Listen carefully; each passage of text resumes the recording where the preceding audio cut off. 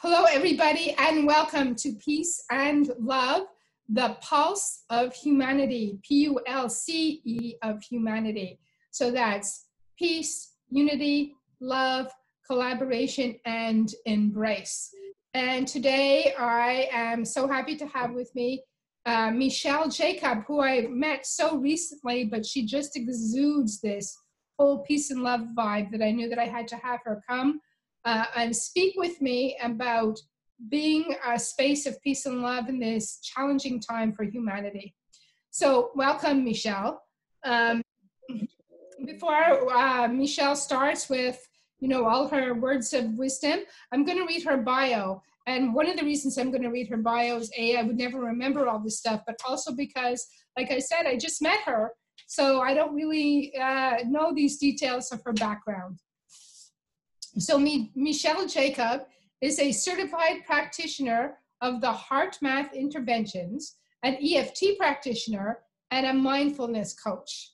She is also an active member of the Complementary Therapists Accredited Association. And being a former therapist, she integrates psychological interventions with coaching and has a powerful program that rewires your mind to transform old limiting beliefs, negative emotions, and blocks to experience increased states of happiness and peace, no matter your present circumstances. She's the founder of Rewiring Minds and the author of the book, You Are Enough, a transformational journey to find your inner peace, happiness, and peace.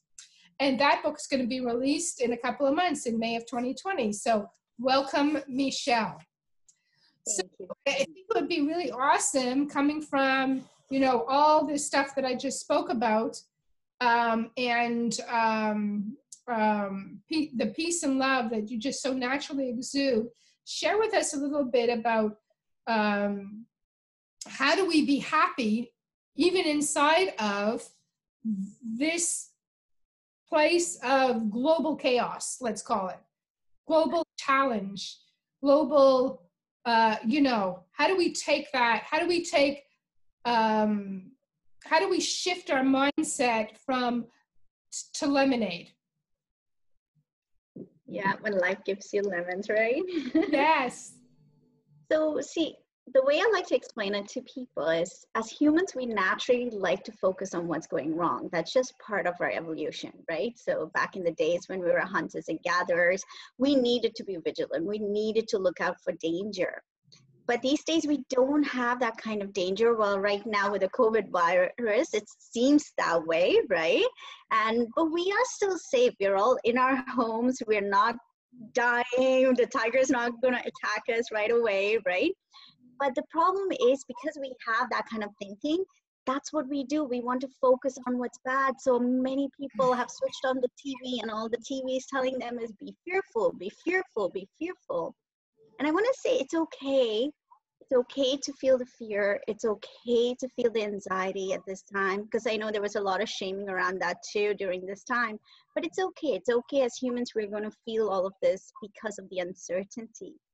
But the thing is, if we stay in that emotional mindset for too long, we are releasing hormones that are not good for us. So I love to talk about the cortisol. It's one of the harmful hormones that we have in our system. And the more our system thinks we are under threat, and oftentimes people think stress is something outside, but stress is actually those negative emotions you feel. Because when you see something as a threat, it's the negative emotions. That's the hormones, right? The chemicals that are getting released into your system. And so your body is going into this fight and flight response. Yes. But the problem with that, though, is oftentimes with fight and flight response, the area of the brain, it's called the prefrontal cortex. It's the area that does all your decision making, your planning, prioritizing, all of that stuff, right? The high level functioning, you don't have access to it. Because the body can't. The body can't do it all. But if you had a tiger in front of you, you don't want to be thinking of what species that tiger is. You want to run for your life and save your life, right? So the same system is in play right now. So right now is a time you want to be making those decisions, those wise decisions. Hey, how am I going to do this? What kind of Where are the finances going to come from? Let me get creative. Right now is a time to access your creativity as well, right? You have all this time to think about, oh, what are some of the ways that I can empower my children during this time, empower my family, empower myself, right? All that is your creative brain. So the problem again with the fight and flight is it affects your prefrontal and it affects your creativity. So what I like to always try to teach people is how can you get into this state of inner peace and happiness? And that was the question, Mimi, you asked. And oftentimes it's taking that focus away. There are little things you can do. Yes, you want to watch news and see what's going on, but you don't want to do it 24/7 because then your brain's only thinking about that. You want to start implementing little behaviors, little things that you can do every day. So when you wake up in the morning, just write down 3 things you're grateful for. Something as small as that switches your focus, right? You start to think of positive things. And the next thing you can even do is just close your eyes and just visualize what kind of life you want or what kind of day do you want. But visualize that ideal day, right? So suddenly you're releasing, what you're doing is hacking your brain to release positive hormones, right? Instead of cortisol, you want to release dopamine, serotonin. Those are your positive hormones. They make you feel happy. So visualize this happy moment, right? And I love heart-based meditations. That's part of the heart math. So which I can even guide your viewers to right now through a heart-based meditation that can help you transform your emotions. Coming into that state of love and peace. Peace and love isn't something that's out there. Oftentimes people think someone has to make us peaceful, someone has to make us happy or in love, but the reality is we have it inside and we can access it anytime we want. Yeah. So yeah, that's... Yeah, I 100% believe that when individuals have inner peace, the world will have outer peace. Exactly. And it's amazing how there's so much studies that come out of heart math as well that have shown this. Because I don't know if I mentioned this to you, Mimi, yet, but our heart has an electromagnetic field. And our heart is a key player in our emotional regulation system. So whenever we feel upset or frustrated, any kind of negative emotions, it affects our field. And our field goes up to approximately 500 meters. So guess what? We are affecting somebody else's field. So if we all started to change our fields and came from a field of love and peace, we can affect, and the term for it is coherence, where we come from a state of coherence.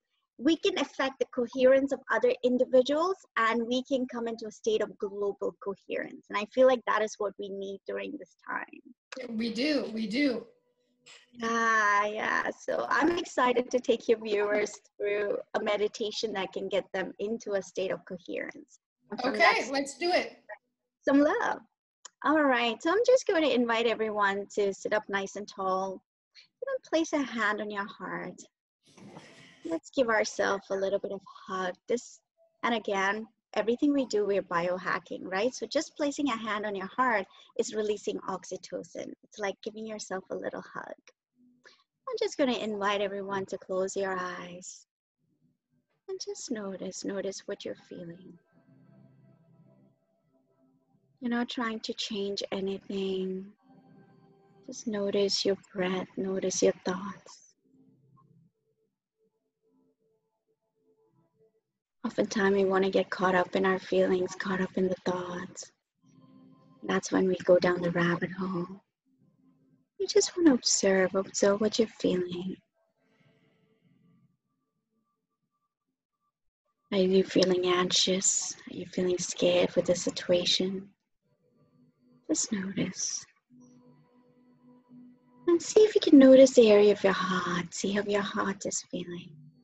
Does it feel constricted? Does it feel open? Notice your breath. Is it shallow? Is it deep? See if you can breathe in. Pretend your breath is going in through the area of your heart, into your stomach. And imagine this breath coming out through the heart. All you're doing is breathing in through the heart. And breathing out through the heart. See if you can add a simple count to your breathing. So let's breathe in for 5 and breathe out for 5.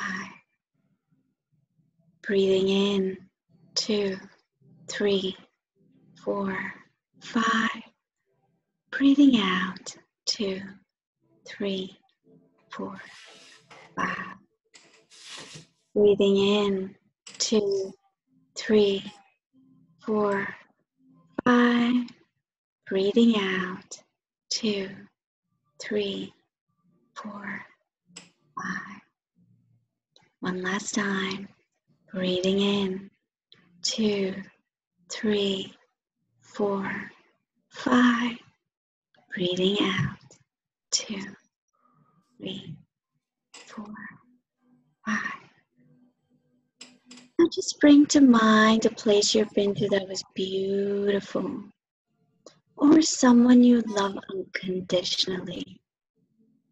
And just feel the feelings of gratitude for that place, for that person. Feel the feelings of love, appreciation, compassion, calmness, kindness, peace. Just be with those feelings. Feel it, just feel it in your entire body.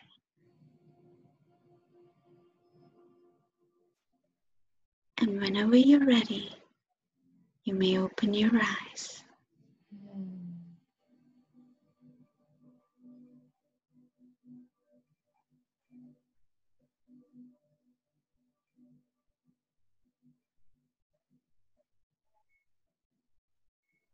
Wow. And that just took us, 2 minutes maybe? And it just shifts our inner state, and everything else is still the same, but we feel different on the inside. And that's another technique to add to in your morning routine, because I feel like morning routines are the key right now. So with that journaling that you do, you're releasing those serotonin, right? The positive, happy hormones, basically. And after that, you can just do this, feel the gratitude. So we're not just writing it, we're feeling it. So this was a quick technique for that. So great. I can so get how, focusing on, for me, it was like focusing on breathing in through the heart and out through the heart. My focus was here. It's not out here with all the negativity. Like I was just there. And that's all that existed, right? I'm completely shifted to how I was a few minutes ago. Calm, relaxed. Right. Completely different. Completely different, yeah. But it's so great. Right. So great. Our heart has an intelligence, and it's powerful. The more you practice using your heart's intelligence, it also actually works on your intuition. So there's the science with that too. Yeah, I could go on about the heart. That's okay. You still have another 5 minutes or so until we have to wrap up. So continue to talk. Well, I wanted to share the study that they did, right? So this is part of HeartMath study, and HeartMath is, for those who don't know, it's a nonprofit organization that does a lot of research on our heart, on coherence that I was talking about, and global coherence, how we can affect the coherence of the entire planet, because even the Earth has an electromagnetic field. So one of the studies they did, they showed people these random pictures. And some of the pictures were beautiful and some of them were gory. And people had to guess which picture is going to be beautiful and which picture is going to be gory before it was shown to them. And it was randomized. So the computer was just showing these pictures, right? Right. So all the people who did what we just did got into a state of coherence. They were able to accurately predict if the picture that they were about to see was a gory picture or if it was a peaceful picture. Yeah, it's amazing.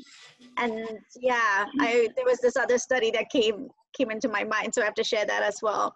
Because I don't know if you heard about the power of meditation. So they had these monks come into a city that had a very high crime rate, and these monks they met up and they would just meditate. And what they found was that the crime rate of that city started to drop with just a bunch of monks meditating.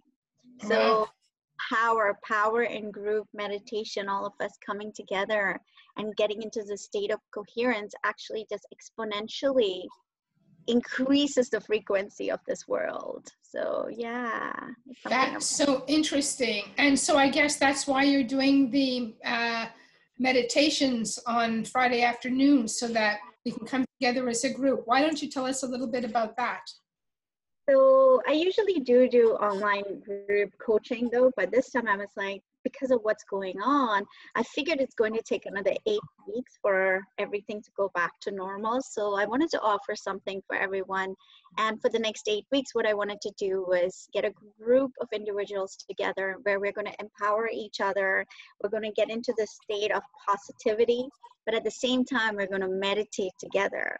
And that way increase our own coherence, spread that peace and love that we experience out into the world. So increasing vibrations of this world, increasing the frequency of this world. So that's my intent for the next 8 weeks. We'll be meeting on Fridays at 5:30 p.m. So I just wanted to share if anyone is interested in it. I know Mimi has a link, or you can always email me. I'll send Mimi the details. So Mimi can post it, right? I'm guessing Mimi's going to post it after. I'm actually going to post your email address and they can connect with you and you can send them the link.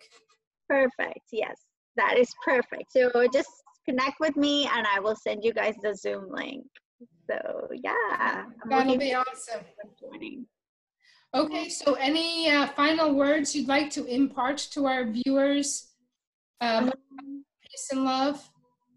I want to say surrender to the things that are out of your control. And there are many things that you can control right now. And one of the things is your inner state. So focus on the things you can control and just let go of the things that you can't. Just go with the flow. Okay, so somebody says, how do I surrender to not earning money? Or how do I surrender to, not knowing how I'm paying my bills next month? I get where you're coming from and what you're saying, but coming from the audience perspective, it's like, oh my God, like Right. Food on the table next month, or I don't know how I'm doing X. How does somebody surrender to that?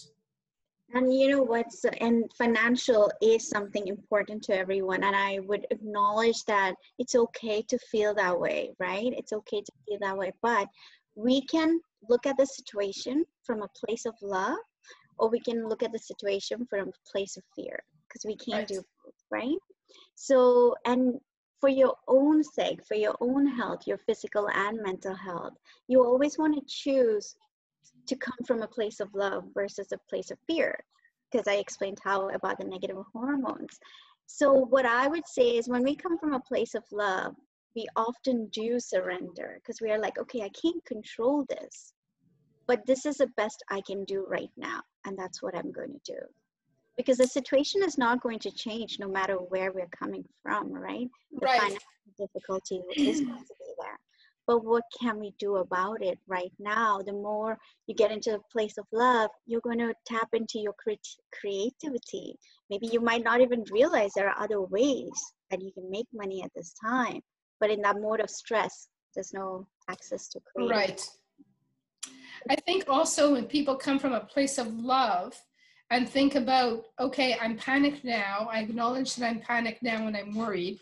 But what example am I gonna set for my children, because my children are gonna remember this time period, and I'm training them on how to behave in this kind of emergency. So what can I do now to do that? Do I need to run to the store and buy toilet paper for 6 months?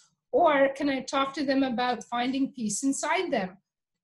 I think it's really stopping yourself in your tracks and figuring out how to bring peace everywhere. Doesn't mean you don't need toilet paper. Right. You don't need 6 months supply. Exactly. It means you can be proactive about what's happening now instead of reactive. Exactly, right? Responding. instead of just reacting. Yeah, yeah, awesome. Well, this has been such an informative talk. I feel so relaxed. I don't even know how I'm going to do any more interviews. But I'm certainly, I have all scheduled and I am going to do that. We're going to put your contact information there so people can join in your meditation, or if they want to hear more about what you have to offer, they can connect with you there. Yes. Thank you I so also have a much website. for sharing all that stuff, especially about where the brain goes or how it shuts down. That was a big takeaway for me. I really appreciate you being with me here today. Thank you so much. Thank you. Thank you so much, Mimi. I love what you're doing. And I love that peace sign at the back. It's amazing. Thank So thank you. Thank you so much for having me. you so much. We'll speak again soon. Yeah. Bye for now.